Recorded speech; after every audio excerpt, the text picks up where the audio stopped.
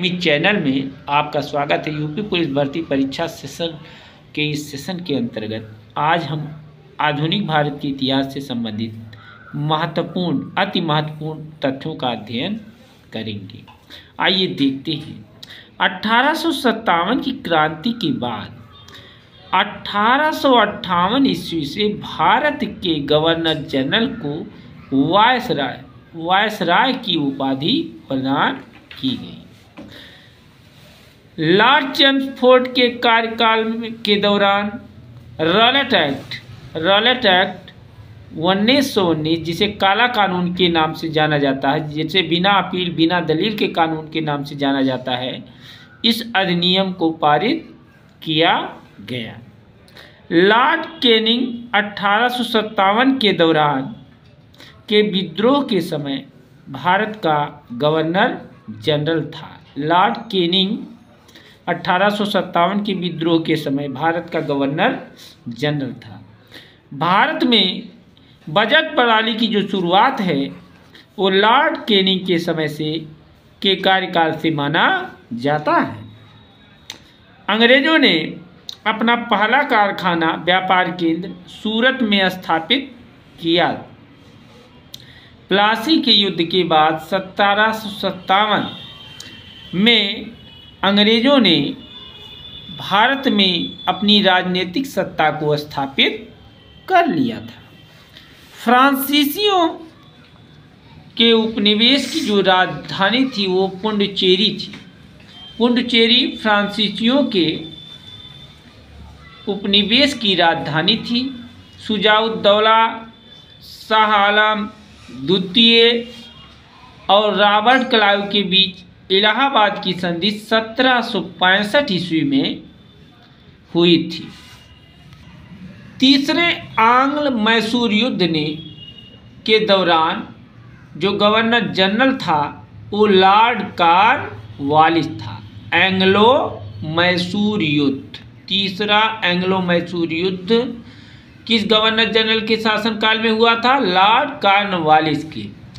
प्रथम governor general, Bharat का प्रथम governor general Lord William Bentinck था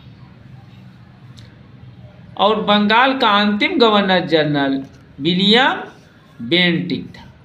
बंगाल का अंतिम गवर्नर जनरल विलियम बेंटिक था और भारत का प्रथम governor general Lord William Bentinck था।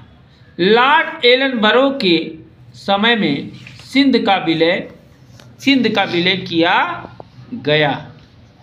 लॉर्ड रिपन के द्वारा शिक्षा में सुधार के लिए 1882 ईस्वी में जो हंटर आयोग की नियुक्ति की गई। रिचर्ड वेलेस्ली कलकत्ता में फोर्ट विलियम कॉलेज की स्थापना किया था। रिचर्ड वेलेस्ली ने कलकत्ता में फोर्ट विलियम कॉलेज की स्थापना किया था।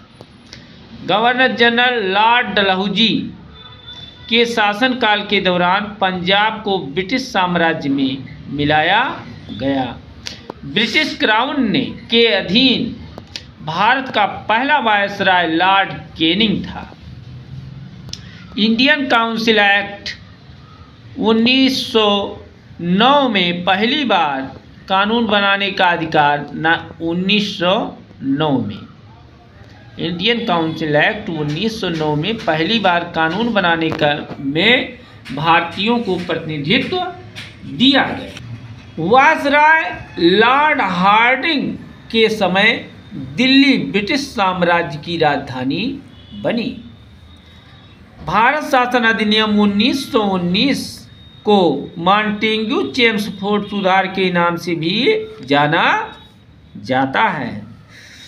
लॉर्ड माउंटबेटन के कार्यकाल के दौरान भारत को स्वतंत्रता मिली। लॉर्ड माउंटबेटन के शासनकाल के समय में जो ये वायसराय था, कौन था? लॉर्ड माउंटबेटन वायसराय था। उसके कार्यकाल में ही हमको स्वतंत्रता मिली। आनंद वन की स्थापना बाबा आमटे के द्वारा किया गया था। मोहम्मद अली जिन्ना और शौकत अली के नेतृत्व में खिलाफत आंदोलन चलाया गया। 1916 ईस्वी में मुस्लिम लीग और कांग्रेस के बीच ऐतिहासिक लखनऊ समझौता हुआ, जिस पर दोनों ने अपने अपने हस्ताक्षर किए। लखनऊ समझौता कब हुआ? 1916 लखनऊ समझौता हुआ। असहयोग आंदोलन सितंबर 1920 से अप्रैल 1922 तक चला था। लॉर्ड लिनलिथगो ने अगस्त प्रस्ताव को रखा था।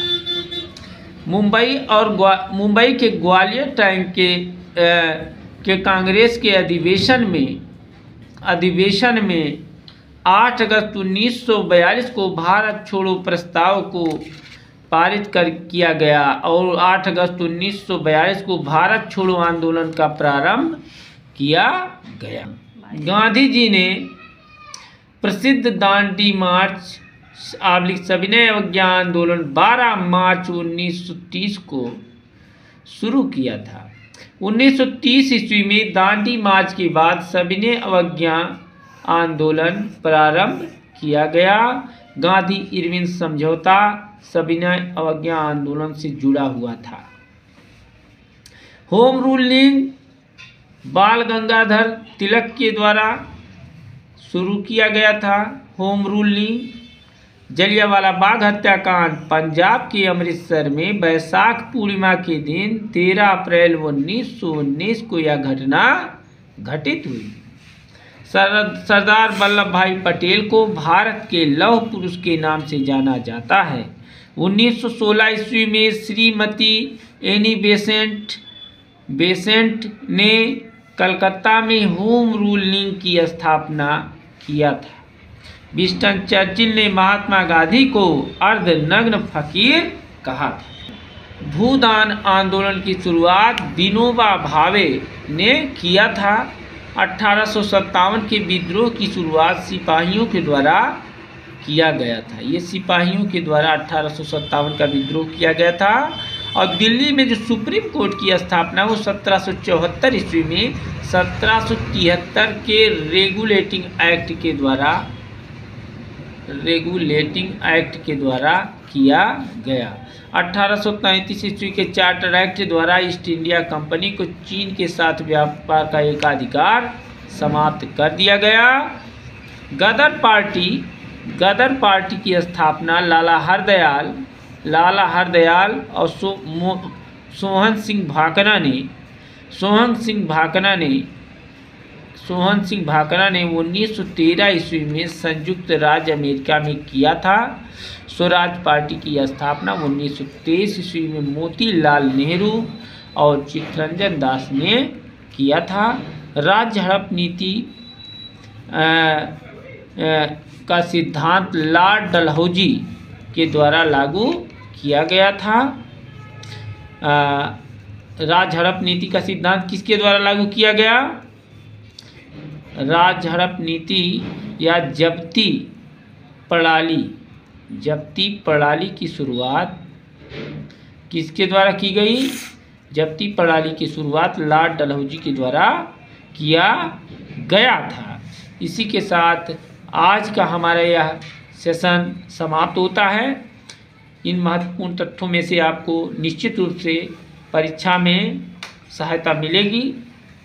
इसी के साथ आज मैं अपनी इस सेशन को विराम देता हूं और आप हमारे चैनल विराट एकेडमी चैनल को सब्सक्राइब कीजिए, लाइक कीजिए, कमेंट कीजिए। जय हिंद, जय भारत।